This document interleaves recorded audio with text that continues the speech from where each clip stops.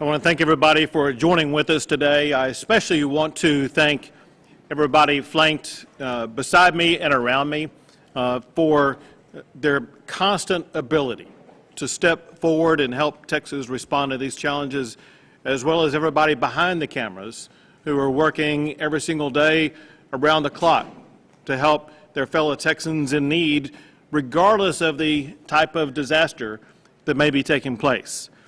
Well, as we continue to respond to the COVID-19 pandemic, we are fully prepared to respond to the oncoming hurricanes of Marco and Laura. We had a robust meeting just moments ago to get up to speed on exactly where we are, what has been done, what may need to be done. And in addition to that, I had the opportunity yesterday to visit with several of the county judges along the coast that could be most heavily impacted by this. Let me start out by saying that because of these ongoing or oncoming hurricanes, I am declaring a state disaster for 23 Texas counties. These counties include all 22 coastal surge counties as designated by the National Weather Service. In addition to that, it also includes Bexar County, which is included for staging and sheltering. In addition to the state disaster that I'm declaring, I'm also declaring and requesting that the President declare a federal emergency for these 23 counties. This will help the state meet critical emergency protection requirements, including evacuation and sheltering.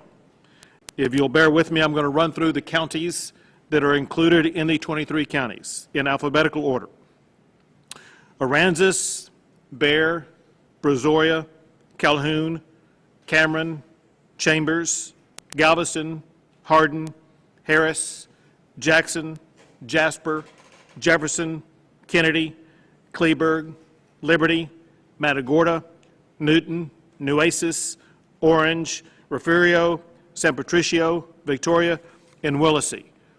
Obviously, as the storms progress, there may be additional needs to expand the counties that would be subject to the disaster declaration.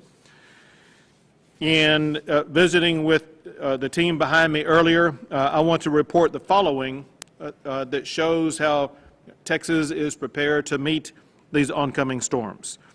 For the Texas Military Division, which includes the National Guard, they are rostering 860 personnel, helicopters, C-130s, high-profile vehicles, sheltering teams, disinfection teams, as well as mobile testing squads, remembering this key point.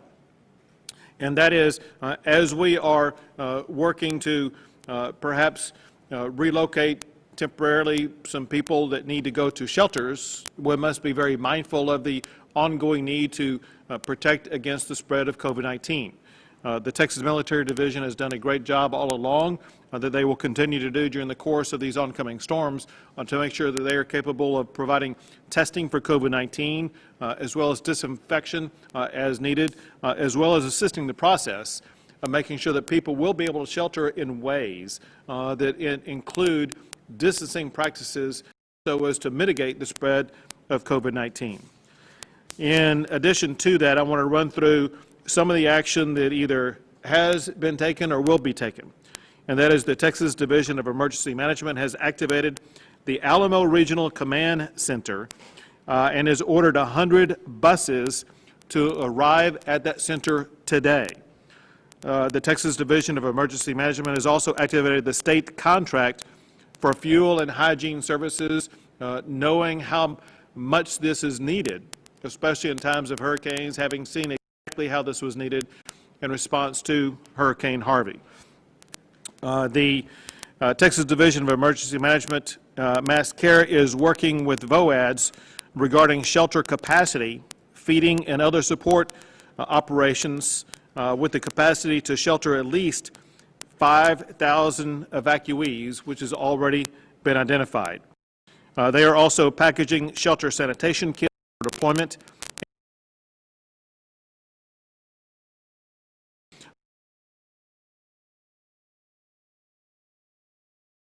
35 swift waterboat squads along the Texas coast, and 3 high-profile vehicles. The Texas Department of State Health Services has activated 50 ambulances and medical incident support personnel. They also have identified 2 current COVID facilities that can be converted into medical shelters, one in San Antonio and one north of the Houston area, to make sure that we will be able to continue to provide for the needs of anybody who may have COVID challenges. The Texas Department of Transportation has identified high-profile vehicles to support evacuation as well as response, and they have 7 miles of water barriers as well as contractors on call in the event that flooding occurs, especially on Interstate 10 near Winnie, and people may recall in past hurricanes and some other storms that we've had, I-10 in that region can be submerged underwater, and we are prepared for that possibility, especially with it looking like the 2 storms may each cross near the Texas border with Louisiana. The Texas Health and Human Services Commission has activated the state ice and water contract. The Texas Department of Public Safety has rostered their Marine Swift water rescue teams and helicopters with hoist capability, 4 boat squads, 1,000 highway patrol troopers as needed. The Texas Commission on Environmental Quality is fully engaged and prepared to respond as needed, especially respond to any hazardous materials that may arise, whether it be air quality or water quality. They are working with the EPA on air monitoring, and they are in contact with refineries in the area to make sure that any action that is needed will be able to be taken and taken very swiftly. The Texas Parks and Wildlife Division has assigned 65 game wardens to respond. Also, they are providing helicopters, personnel with water rescue, as well as drones and canines. Texas Task Force 1 and Texas Task Force 2 are both fully engaged. They will deploy 150 personnel tomorrow. That will include swift water rescue teams, helicopter evacuation teams. In addition to all of that, the Texas Forest Service is fully engaged, prepared to respond as needed. And then lastly, I will say that I had the opportunity before this to speak to both the regional director for FEMA as well as the head of FEMA in Washington, D.C., Pete Gaynor, both of whom have committed to work collaboratively with Texas to make sure that we have everything that we need to respond to these ongoing or oncoming hurricanes. Lastly, let me say this, and that is it's incredibly important for everybody who could be in the pathway of these storms to constantly heed local warnings about what may be happening in your community, understanding that this is very swift moving and there could be rising water happening very quickly. And be in the informed about what. Do not drive into high water. Turn around, don't drown. We lose so many lives of people who drive into water. We do not need that to be taking place. And so heed local warnings. And then the last thing, and that is, as we respond to these oncoming hurricanes, it is essential that everybody in every community continue to do everything that you can to maintain your distance from others, to remember the safety practices that you have adopted over the past few months, and that is to wear a mask, to sanitize your hands, to use all the strategies that now have proven to be so successful in Texas. What we've seen over the past few weeks is an ongoing decline in the number of people testing positive for COVID-19, an ongoing decline and hospitalizations and an ongoing improvement in the COVID-19 numbers. We cannot allow these oncoming hurricanes to set us back in the advancements that we've made in combating COVID-19. With that, I will pass it to the Chief of the Texas Division of Emergency Management, Chief Nim Kidd. Thank you, Governor. And to echo the Governor's comments, I need the public to really pay attention to this storm. Right now is the time to start to prepare if you have not done so already. We've had a lot of weather briefings, the National Weather Service, National Hurricane Center, a high degree of uncertainty in the forecast of this storm. However, models do show over 15 inches of rain and potentially up to a Category 3, which would be a major disaster for us. So please, local partners, take the time to prepare now. Very appreciative of our local county judges and mayors that are totally engaged in supporting us, especially the men and women that are standing behind us and their people that are out in the field, and all the folks that have been working in this room around the clock for a very long time now, Governor. Our team is ready. We will work on this together. Thank you, Chief. And to follow up on that last comment, then we'll take some questions, and that is, for people who haven't heard, we are prepared, especially for Laura, to turn into a potential Category 3 hurricane by the time that it makes landfall. And there are some projections that push that onto the Texas coastline. And so this is the time when everyone needs to begin preparing for these oncoming hurricanes and make sure that you take action to save your lives. Remember, your life is far more valuable than your property. Your property can be replaced, your life cannot. Make sure you do everything you can to save your life and the lives of others. We'll take a few questions.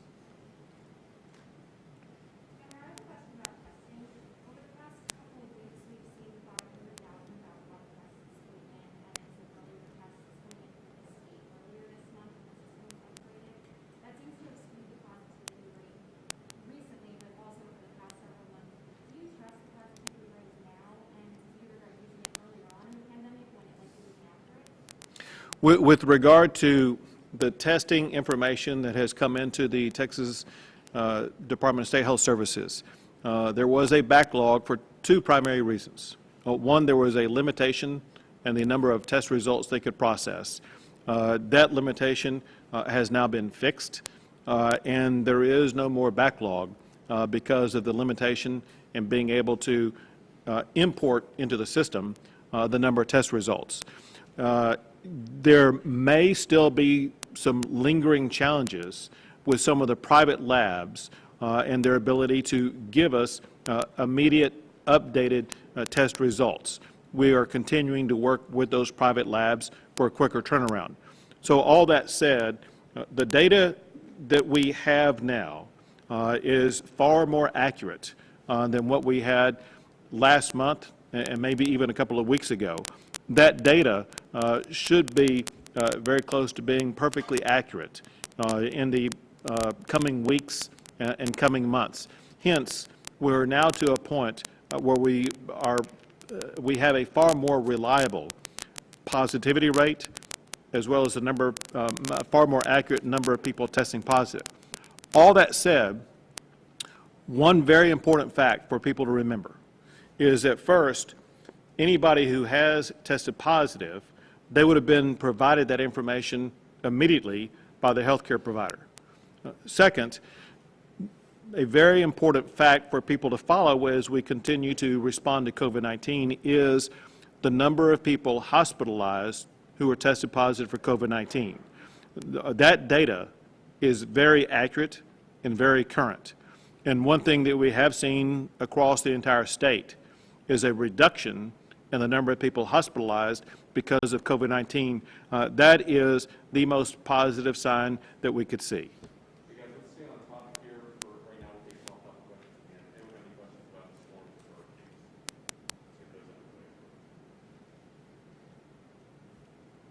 All right.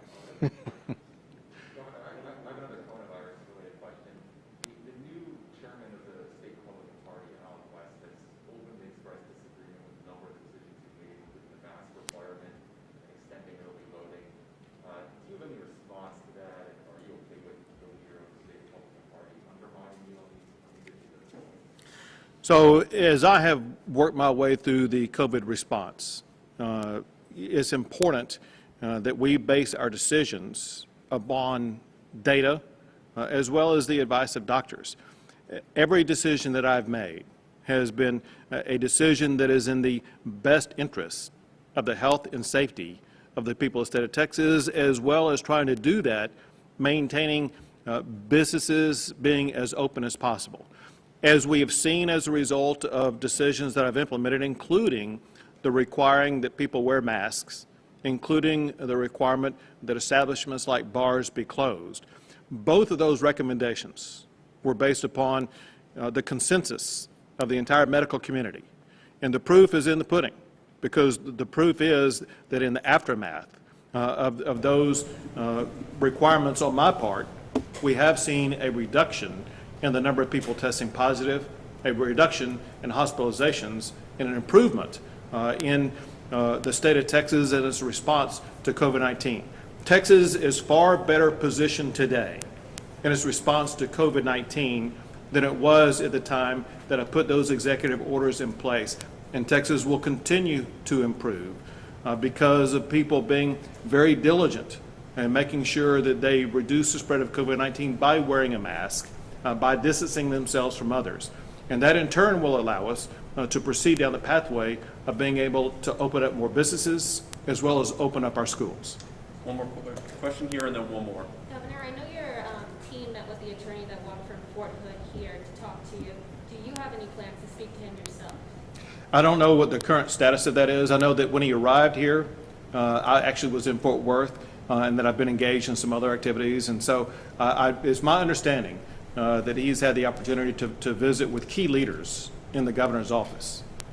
Last question. Great. We're out. Thank you. If I could add one thing, just so you'll know, one reason why we're departing is I'm going immediately to talk to all of the county judges of these counties that are in this disaster declaration so that we can personally and immediately connect with them and make sure they have all of their needs met. Thank you.